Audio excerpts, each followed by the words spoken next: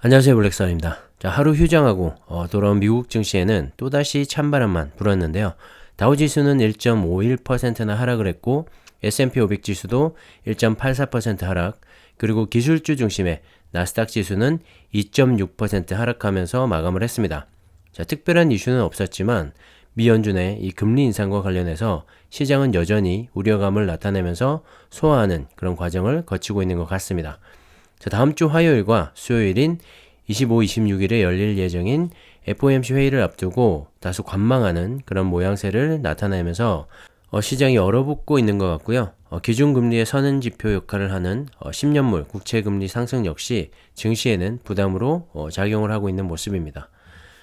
자, 10년물 국채금리는 뉴욕 증시 개장 전부터 급격하게 오르기 시작을 했죠. 전거래일에 1.793%로 마감을 했었는데 어제는 개장 전부터 1.87%까지 치솟기도 했습니다. 장중에는 1.881%까지 올랐다가 떨어졌는데요. 1.879%로 마감을 했죠. 자, 올 초에 1.5% 수준이던 10년물 국채금리였는데요. 올 들어서 정말 급격한 오름세를 보여주고 있는 것 같습니다. 3월에 테이퍼링이 끝이 나면 바로 3월부터 첫 번째 금리 인상이 시작될 것이고, 이어서 적게는 서너 차례, 그리고 많게는 6, 7차례 정도 금리 인상을 단행할 것으로 예상을 하고 있죠. 작년에는 3차례 정도로 예상을 했던 이 금리 인상 횟수가 점점 더 늘어나면서 시장에서는 부담감을 느끼는 것 같고요. 다음 주에 있을 FOMC 회의에서 연준이 어떠한 발언들을 쏟아내느냐에 따라 시장이 다시 한번 안정세로 돌아설지 아니면 당분간 이런 긴 조정이 이어질지 결정이 날 것 같고요. 최근에 기업들의 실적이 발표가 되고 있는데 은행주들은 다소 부진한 모습을 나타내면서 다우지수와 S&P 500 지수도 영향을 받고 있는 것 같습니다. 자, 빅스 지수를 보시면 하루 만에 급등을 한 모습이고요. 공포 탐욕 지수 역시 어제 57을 기록했었는데 하루 만에 54까지 하락을 한 모습입니다. 시장의 변동성이 상당히 크고요. 발표되고 있는 기업들의 실적도 썩 좋지 않기 때문에 당분간 이런 조정은 불가피해 보입니다. 자, 이런 때는 시장을 관망하시면서 시장이 확실하게 돌아섰을 때 추가 매수로 진입을 하셔도 좋을 것 같습니다. 참고하시고요. 자, LG에너지솔루션의 상장으로 한국과 중국의 증시가 적지 않은 영향을 받고 있는 것 같습니다. 저는 일반 투자자 대상 LG에너지솔루션의 청약 증거금이 114조 원까지 몰렸죠. IPO 사상 최대의 돈이 몰렸다고 하고요. 경쟁률도 상당히 치열하다고 합니다. 미래에셋증권이 407.06대 1로 가장 높았고요. 신한금융투자가 117.99대 1로 가장 낮았는데 낮은 경쟁률이지만 상당히 높은 그런 수준이죠. 아직 장이 끝나지 않았기 때문에 좀 일부 변동사항은 있을 것 같지만 이 정도로 높은 수준이 될 것 같습니다.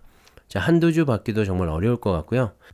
이번 LG엔솔의 IPO로 느낀 점은 2차전지 배터리에 대한 강력한 관심과 수요가 있다는 점이고요.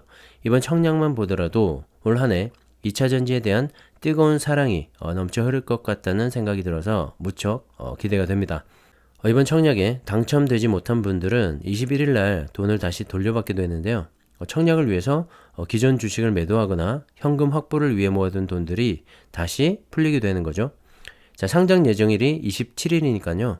꼭 LG엔솔을 사고 싶으신 분들이라도 그 사이에 다른 종목이나 주식으로 다시 돈이 몰려오지 않을까 생각을 하고요. 그렇게 되면 단기적으로라도 전반적인 주가 상승이 일어나지 않을까 생각을 합니다.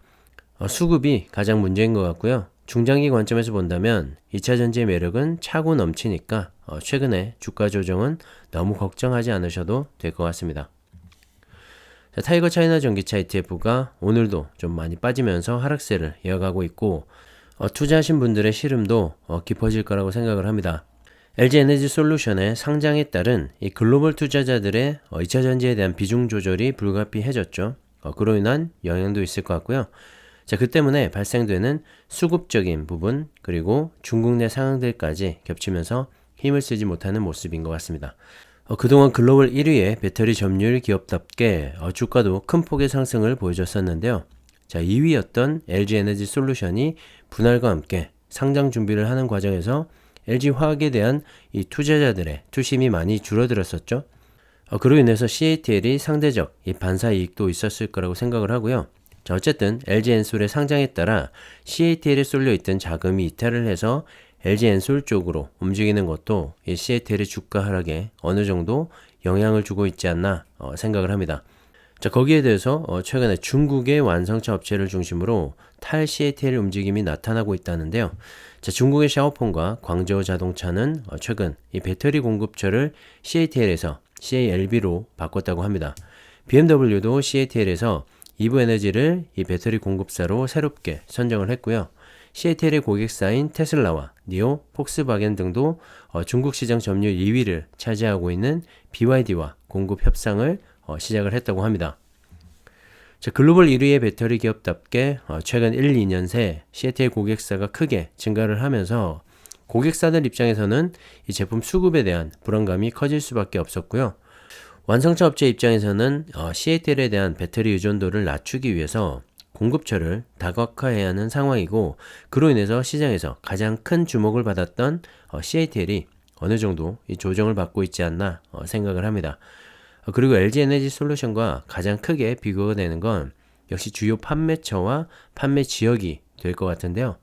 현재 CATL의 생산 공장이 주로 중국에 집중된 것과는 다르게 LG엔솔은 국내를 비롯한 미국과 유럽, 심지어는 중국에서까지 생산 능력을 확보하고 있죠. 최근에 CATL이 독일 공장 증설과 함께 새로운 유럽의 공장 부지도 알아보고 있긴 한데요.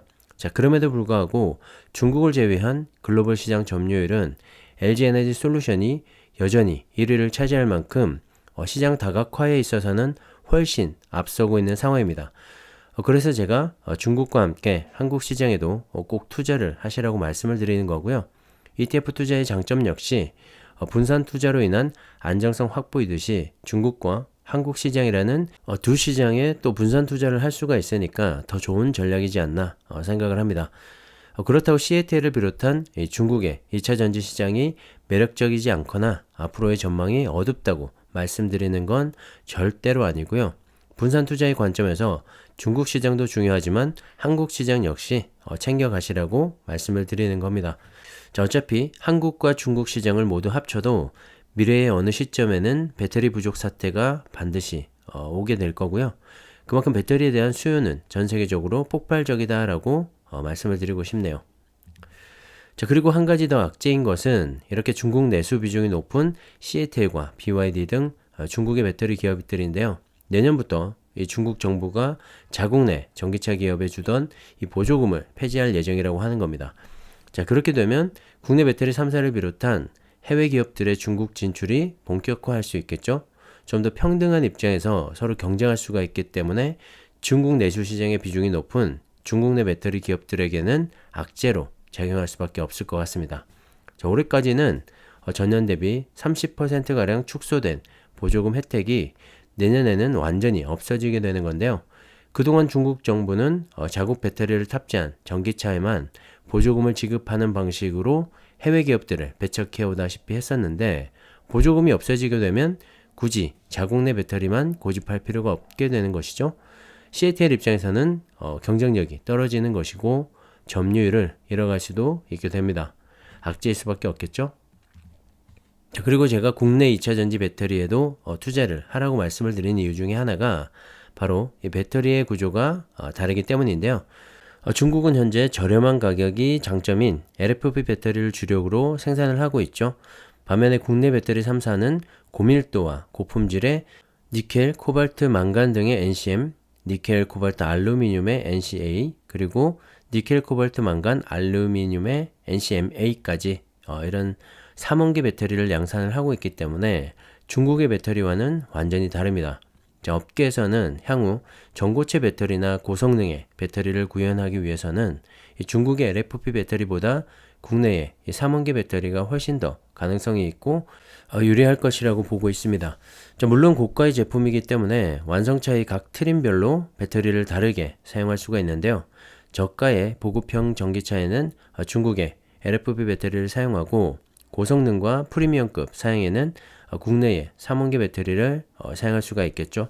자, 그렇기 때문에 두 시장 모두 존재할 수밖에 없다고 생각을 하고요. 투자자의 입장에서는 두 시장 모두를 가져가는 게 현명한 투자이지 않나 생각을 합니다. 자, 앞서 말씀드렸던 여러 가지 이유로 국내 2차전지를 비롯한 중국의 2차전지 시장까지 다소 긴 조정을 받고 있는 상황인데요. 자, 중국의 정부에서 식어가는 내수 경기를 살리기 위해서 올해로 끝이 날 예정인 이 전기차 세제 혜택을 연장하기로 했다고 합니다. 자, 중국 정부는 신에너지차 산업 발전에 관한 관계부처 회의를 열고 조속히 등록세 면제 혜택의 연장 등 신에너지차 지원 정책을 마련해서 집행하기로 했는데요. 자, 그렇게 되면 중국의 분위기가 또 달라질 수가 있겠죠. 등록세 면제 연장에만 국한하지 않고 폭넓은 지원 정책을 마련하겠다고 언급을 한 만큼 전기차 구매 보조금이 내년에도 함께 연장될지 주목이 되고요. 만약에 그렇게 된다면 최근에 부진을 겪고 있는 중국의 2차전지 업체들도 다소 숨통이 튀지 않을까 생각을 합니다. 자, 중국도 다른 건 몰라도 신에너지와 관련된 산업은 확실히 키워가고 있기 때문에 배터리라는 이 새로운 에너지 패권 전쟁에서 우위를 점하기 위해서라도 배터리 산업만큼은 확실히 키워나갈 거라고 생각을 하고요. 자, 그렇기 때문에 여러 가지 악재에도 불구하고 중장기 투자를 추천드려 봅니다. 자, 오늘 2차전지 관련된 개별 종목이든 ETF든 정말 많이 빠졌는데요. 자, 전기차 시장은 계속 커지고 있고 배터리에 대한 수요도 계속해서 증가를 하고 있는 만큼 이 산업의 구조적인 성장은 계속해서 이루어지고 있다고 생각을 합니다. 자, 주가라는 것이 오를 때도 있고 내릴 때도 있는데요. 자, 어떤 목적을 가지고 투자를 하느냐가 정말 중요한 것 같습니다. 당장 유용해야 할 자금이나 빚을 낸 투자는 이 주가가 오를 때나 내릴 때나 계속해서 불안할 수밖에 없겠죠. 곧 팔아서 현금화를 시켜야 되는데 오를 때는 떨어질까봐 불안하고 떨어지면 더 떨어질까봐 불안해지기 때문입니다. 하지만 여윳돈을 가지고 중장기 투자를 하고 계신다면 최근처럼 이런 주가 조정에도 좀 더 긴 호흡으로 견뎌갈 수가 있을 테고 오히려 저가 매수의 기회로 생각을 하고 수량을 더 늘릴 수도 있을 겁니다.